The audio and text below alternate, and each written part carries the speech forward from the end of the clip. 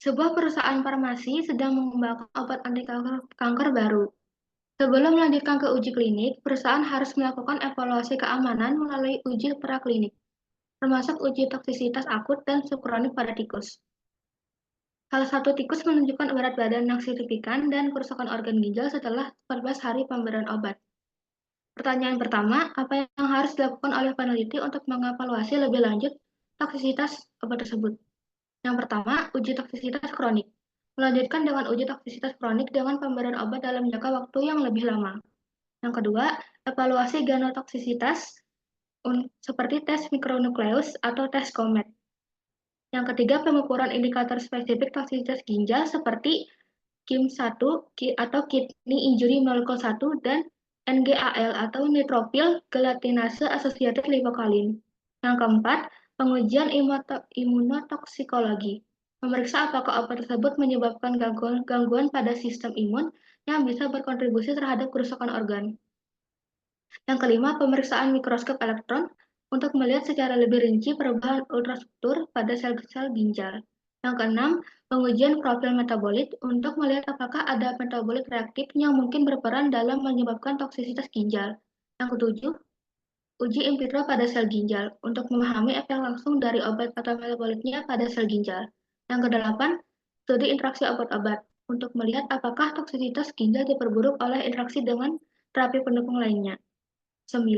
Analisis jalur metabolisme dan ekskresi obat untuk mengetahui apakah ginjal merupakan organ utama yang terlibat dalam eliminasi obat tersebut. Yang 10. Studi in silico untuk memprediksi interaksi obat dengan protein target di ginjal. Selanjutnya akan dilanjutkan oleh teman saya. Selanjutnya untuk soal kedua yaitu apa yang dimaksud dengan NOAEL dan bagaimana menentukan dosis awal yang aman untuk uji klinik. NOAEL atau No Offset Adverse Effect Level adalah tingkat dosis tertinggi di mana tidak ada efek merugikan yang teramati pada subjek dalam studi. Untuk menentukan dosis awal yang aman, biasanya dilakukan langkah-langkah berikut. Yang pertama, studi praklinik, yaitu melibatkan penelitian pada hewan untuk mengevaluasi efek toksik dari senyawa yang akan diuji. Yang kedua, menggunakan faktor keamanan. Dosis NOAEL dari studi hewan biasanya dibagi dengan faktor keamanan, misalnya 10 hingga 100 untuk menghitung dosis awal yang aman bagi manusia. Yang ketiga, tipe uji klinik, yaitu dosis awal yang dipengaruhi oleh jenis uji klinik, misalnya fase 1 yang fokus pada keamanan. Dan yang terakhir, pertimbangan lain selain NOAEL, aspek lain seperti farmakokinetik, farmakodinamik, dan data sebelumnya dari senyawa yang sama atau sejenis juga dipertimbangkan. Selanjutnya akan dilanjutkan oleh teman saya.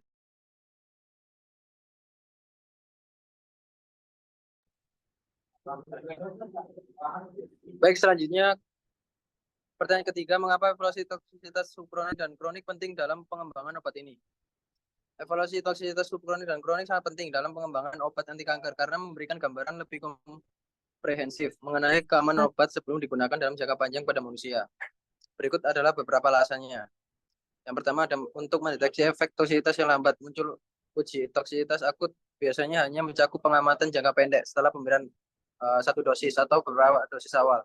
Yang kedua, mengenai resiko akumulasi dan kerusakan organ dalam kasus kerusakan ginjal pada tikus. Yang ketiga, menentukan keamanan dosis untuk penggunaan jangka panjang. Evaluasi toksisitas subkronik dan kronik memberikan informasi tentang bagaimana tubuh merespon dosis yang diberikan dalam waktu yang lama. Yang keempat, memastikan keamanan organ-organ vital, beberapa organ tentang terhadap toksisitas obat. Yang kelima, memahami profil toksikologi yang lebih luas.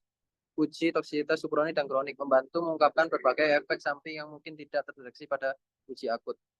Yang keenam, penentuan risiko bagi kelompok rentang. Data dari uji toksisitas subkronik dan kronik sangat penting untuk menentukan bagaimana obat akan mempengaruhi kelompok rentang, seperti pasien lanjut usia, pasien dengan penyakit ginjal atau hati, dan individu dengan kekebalan tubuh yang lemah. Yang ketujuh, persyaratan regulasi. Evaluasi toksisitas subkronik dan kronik merupakan bagian dari persyaratan regulasi sebelum obat diizinkan untuk memasuki uji klinis pada manusia. Yang kedelapan, meminimalkan resiko kegagalan pada uji klinis. Mengetahui efek toksisitas jangka panjang sejak fase praklinik membantu meminimalkan resiko kegagalan pada uji klinis. Yang terakhir, memastikan manfaat lebih besar dari resiko obat anti kanker. Biasanya memiliki efek samping yang signifikan karena sifatnya yang agresif terhadap sel-sel tubuh. Baik, sekian presentasi dari kelompok kami, kurang lebihnya mohon maaf. Wassalamualaikum warahmatullahi wabarakatuh.